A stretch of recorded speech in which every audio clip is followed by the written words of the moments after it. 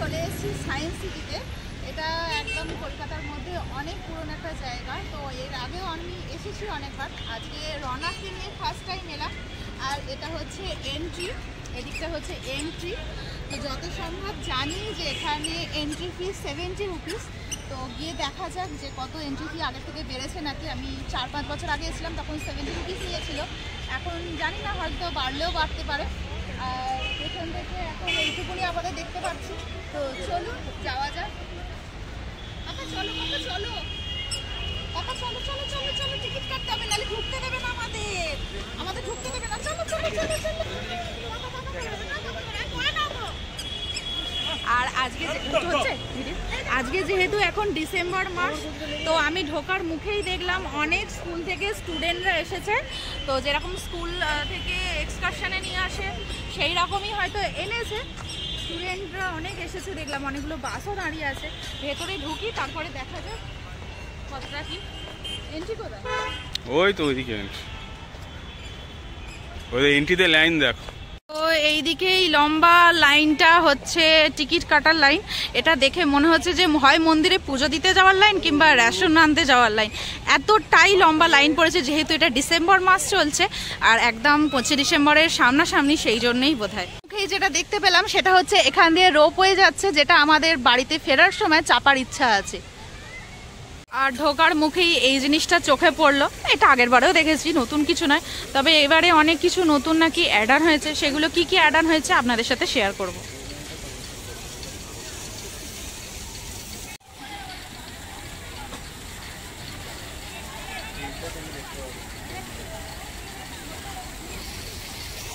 আর এখানে একটা নয়, অনেকগুলো টিকিট কাটার কাউন্টার আছে। যতদূর দেখতে পাচ্ছি 7 থেকে 8টা।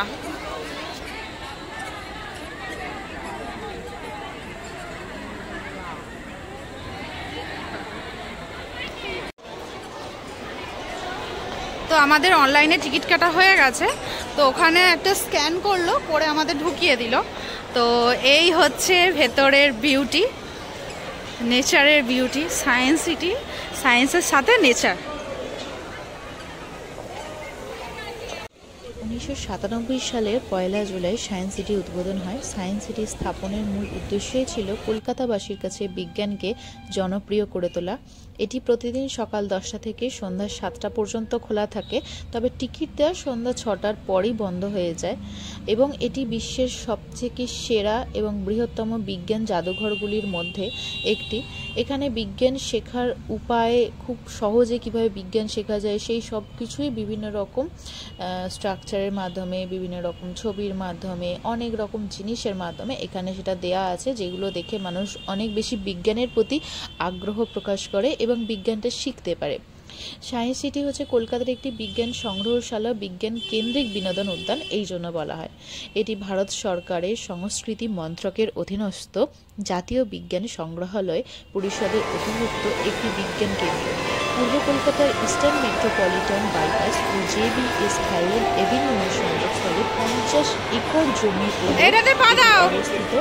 আর এই বিজ্ঞান কেন্দ্রটি অনেক বেশি পরিচিত শুধু কলকাতাবাসীর কাছে নয়, বিশ্বের যে প্রান্ত থেকেই মানুষ এই কলকাতাতে ঘুরতে আসে তারা কিন্তু সবার প্রথমে চেষ্টা করে অন্তত তাদের যে ঘোরার জায়গাগুলোর মধ্যে একবার অন্তত পক্ষে সায়েন্স সিটিটা ঘুরে আসা যায়।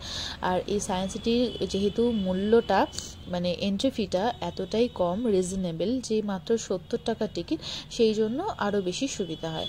তবে 70 টাকা এন্ট্রি ফি হলেও এখানে অনেক ভেতরে নানা রকম আরও জিনিস চাপার আছে, ঘোরার আছে, অনেক কিছু এক্সিবিশন হয়। তো এই জিনিসগুলো প্রত্যেকটা আলাদা আলাদা ফ্রি দিতে হয়, তখন আলাদা আলাদাভাবে টিকিট কাটতে হয়। কিন্তু নালে এমনি এন্ট্রি ফি যেটা, সেটা 70 টাকা কেটেই আমরা ঢুকেছি। এখন যেগুলো আমরা দেখছি সেগুলো হচ্ছে এক একটার প্রত্যেকটার নাম দেয়া আছে। এটা হচ্ছে স্নেক পেন্ডুলাম এরকম কিছু একটা ছিল। তো এইগুলো প্রত্যেকটা কোনোটা সুইচ টিপে দেখতে হয়, কোনোটা কীভাবে ঘূর্ণিঝড় তৈরি হচ্ছে সেটা এখানে তৈরি করা আছে। তো এইগুলো এক একটা এক রকমভাবে এখানে সব তৈরি করা আছে আর্টিফিশিয়ালভাবে। কীরকম কি হয় না হয় বিজ্ঞানটাকে এখানে দেখাচ্ছে। তো সেগুলোই আমরা রনাক সবাই মিলে এটা দেখছি, এনজয় করছি, বোঝার চেষ্টা করছি। যদি বুঝতে নাও পারি, এনজয় তো অবশ্যই করছি। তো প্রত্যেকটা জিনিসের মাথার ওপরে প্রত্যেকটা নাম লেখা আছে, যেরকম তো এখানে এই যে শোগুলো হয় সেগুলো নির্দিষ্ট টাইমে টিকিট কাটতে হয় এবং শোগুলো খুব বেশি হাউসফুল হয়ে যায়। আর আমরা এখানে টিকিটটা পাইনি, যেহেতু মানে হাউসফুল হয়ে গেছিলো, টিকিটটা দেয়নি। তো আমরা আগে থেকে জানলে অনেক আগেই আমরা টিকিটটা কেটে নিতে পারতাম। তো সেই শোগুলো ওই জন্য আমাদের দেখা হয়নি। আর এখানে টর্নেডো ঝড়টা কিভাবে তৈরি হয় সেটা এখানে দেখাচ্ছে। আর এখানে আমাদের ব্যাগ নিয়েও ঢুকতে দিয়েছিল, কোনো অসুবিধে নেই। আর এখানে যে বড় গ্রাউন্ড আছে সেই গ্রাউন্ডের মধ্যে মানুষজন, মানে সবাই যারা পিকনিক করছে, অনেকে খাবার দাবার নিয়ে এসে খাচ্ছে বসে বসে, আবার বাইরে দোকান আছে, দোকান থেকে কিনেও খাচ্ছে। তো আমরা আজকে গেছিলাম হচ্ছে রনাককে নিয়ে, ওই জন্য সকালবেলা একটুখানি সেদ্ধ ভাত করে খেয়ে দিয়ে গেছিলাম। আর রনাকের জন্য একটু ঘরের তৈরি করা খাবার নিয়ে গেছিলাম। এটা যেরকম ঘূর্ণায়মান পাখা, তো ঘূর্ণায়মান পাখাটা ঠিক কীরকম হয় সেটা এখানে দেখাচ্ছে। তো আমরা প্রত্যেকটা জিনিসের কাছে গিয়ে দেখছি, যেটা যেরকম সুইচ টিপে দেখার সেটা দেখছি।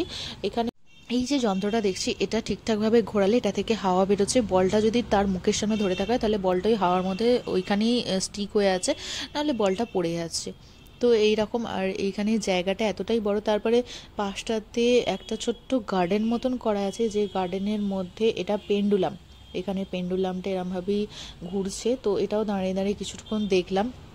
আবার ওই গার্ডেনটার মধ্যে নানা রকম ভাবে গাছপালা কিভাবে বাঁচে, এই ওই সেই লেখা আছে, বোঝানো আছে। তো আমরা এটা দাঁড়িয়ে দাঁড়িয়ে দেখছিলাম। আর এখানে এত পরিষ্কার পরিচ্ছন্ন, মানে খুবই ভালো লাগবে। তো এই সব দাঁড়িয়ে দাঁড়িয়ে দেখছিলাম। আর এই বলটা একদমই মানে নিচে নামছিল না, বলটা ওইখানেই ঘুরছিল। তো বলটা যদি পড়েও যায় নিচে ঢুকে, ওইখান দিয়ে বেরিয়ে আসছে এই রডটা দিয়ে। আর ওই যে নল মতন করা আছে, ওই নলটা দিয়ে দিয়ে আস্তে আস্তে আস্তে আস্তে করে হাতে করে তুলতে হচ্ছে, তুলে আবার বলটাকে ওই যে গ্রাউন্ডটা মতন একটা গোল মতন টেবিল মতন করা আছে ওখানে ঢুকিয়ে দিতে হচ্ছে। আসলে এই জিনিসগুলোর নাম কি আমি জানি না। তো এইরকম আর কি, জিনিসটা এইরকম। তো এটা রনাক দেখতে খুব বেশি আগ্রহ দেখাচ্ছিল, রনাক ওখান থেকে নড়তেই চাইছিল না। তো আমরা ওই জন্য ওখানে বেশ কিছুক্ষণ বসেছিলাম। আমরা এই দিকটাতে চলে এসেছিলাম একটা সাইডে, সেখানে দেখি যে সায়েন্স সিটিতে আমরা ঘুরতে এসেছি।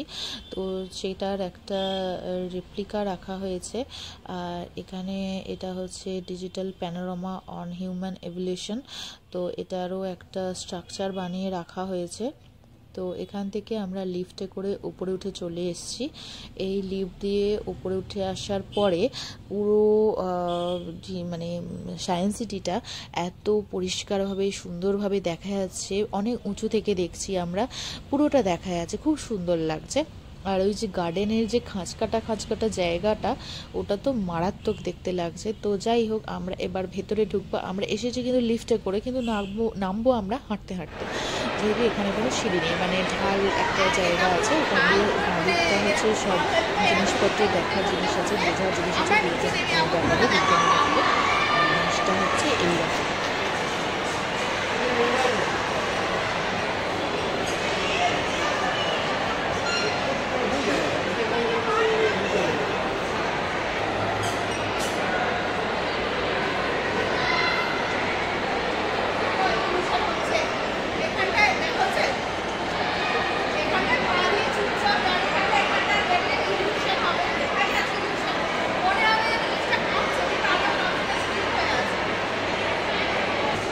ঘোড়া ঘোড়া ঘোড়া ঘোড়া দৃশ্যগুলো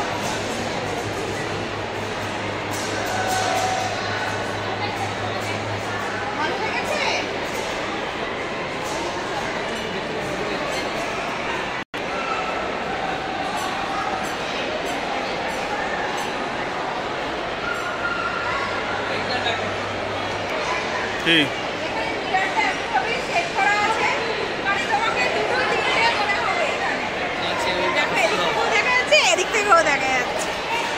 এমন ভাবে মিররটাকে সেট করা আছে। কতগুলো বাবা, তো অনেকগুলো দুষ্টা। এদিকে বড়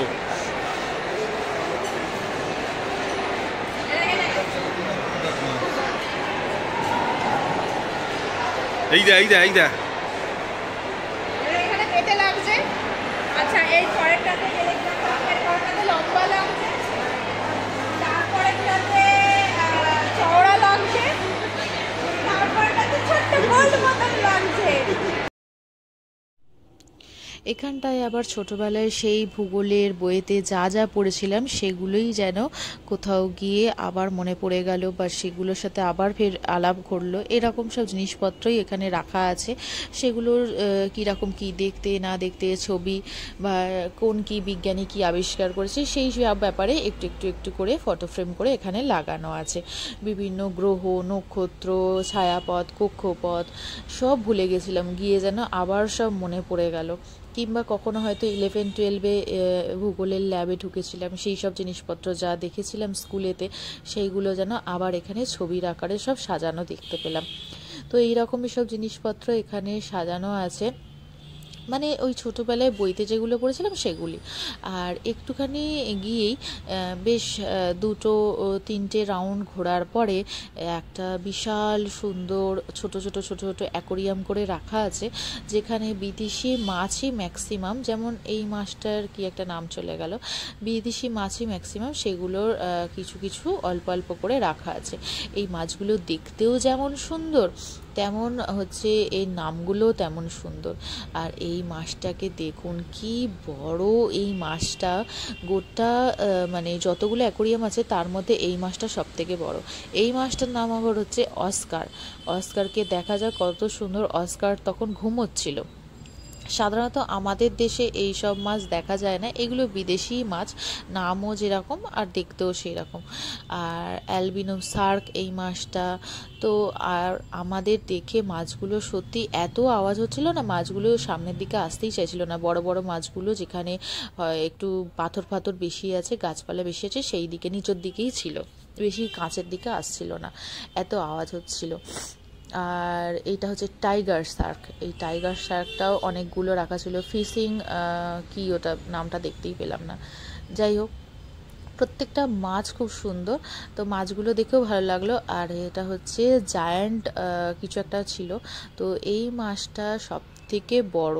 আর এই মাছটাকে দেখে রনাকের একটুও ভয় লাগেনি। আর এটা হচ্ছে পুরো অ্যাকোরিয়ামটার মধ্যে একটাই ছিল, যেহেতু এটা নামটাই জায়ান্ট, মানে বিশাল বড় একটা আকার, এটা দেখেই বোঝা যাচ্ছে, নামেতেও বোঝা যাচ্ছে। তো আমি এখানটায় এসে জাস্ট দাঁড়িয়েছিলাম রনা কি করছে না করছে সেটা দেখার। কথা বলো, হাঁ করছে। তুমি কথা বলো, ভাত খেয়েছো? জিজিকে বলো ভাত খেয়েছো? ওরম করে ঘুরছে, এদিক ওদিক ঘুরছে। হ্যাঁ, ওই দেখ তোর পেছনে বসে আছে, তোর পেটে সুড়সুড়ি দেবে। ওই দেখ আবার ওকে ঠেলা মারছে, দেখ। এখন অনেকক্ষণ বেরিয়েছি, তো খিদে পেয়ে গেছে বলে একটু খাবার অর্ডার দিয়েছিলাম। তো এখানে কিছু চিকেনের অ্যাভেলেবেল নেই, নাহলে চিকেনেরই অর্ডার দিয়েছিলাম। তো এটা ভেজ বার্গার, আর এটা তো খুব অনেকক্ষণ হয়ে পুজো করে নেবো। আর রনাকের বাড়ি থেকে খাবার করে এনেছিলাম, দুধ সুজি করে এনেছিলাম। সকালবেলা আমরা তিনজনে একটু অল্প করে সেদ্ধ ভাত খেয়ে বেরিয়েছিলাম। তো রনাকে এখানে এখন দুধ সুজিটা খাইয়ে দিয়েছি, খাইয়ে ওকে ড্রেসও চেঞ্জ করিয়ে দিয়েছি। আর ও এখন একটু খেলি করবে, আমরা দুজনে একটু পেট পুজো করে নেবো। অনেকক্ষণ হয়েছি, খুব খিদেও পাচ্ছে। ইমোশনাল হয়ে গেছে। এখানে একজনরা বসেছিল, এমনি অচেনা, তারা খাচ্ছিল, খেয়ে দিয়ে চলে গেছে, একটা ছোট দিদিয়া। ওই জন্য আমার রনাক ইমোশনাল হয়ে গেছে। যাই হোক, ওটা খেয়ে আমাদের মন পেট দুটোই ভরেনি। তো একটা মশলা ধোসা দিয়েছি, দুজনে শেয়ার করে খাবো। আর এই মশলা ধোসাটা এখানে কত 160 নিয়েছে। তো এখানে রনাকের পাপা আনলো, দেখা যাক এখানকার মশলা ধোসা কিরকম হয়। আর রনাক এখানে বসে আছে। এখানটা পুরো ভালো খাবারের জায়গা আছে, আমরা অনেকদিন পরে এসেছি তো ভুলে গেছি। বাইরেটা ঠান্ডা ওয়েদার, মানে এখন হাওয়া দিতে শুরু করে দিয়েছে, তো একটু সোয়েটারও পরিয়ে দিয়েছি ওকে। একটুখানি দাও, বেশি দিও না, কবেকার গোলা এ।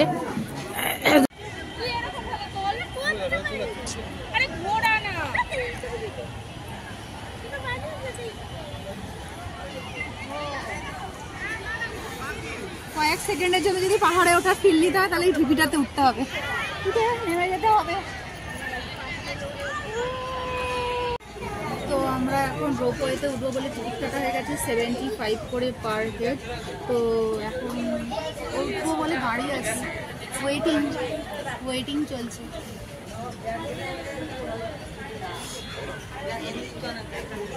তো আমাদের রোপওয়ে এখন স্টার্ট হয়ে গেছে।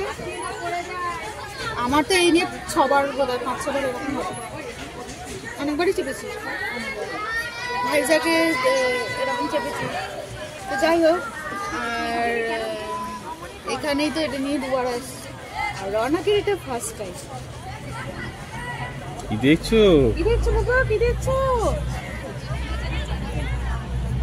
ও বাও,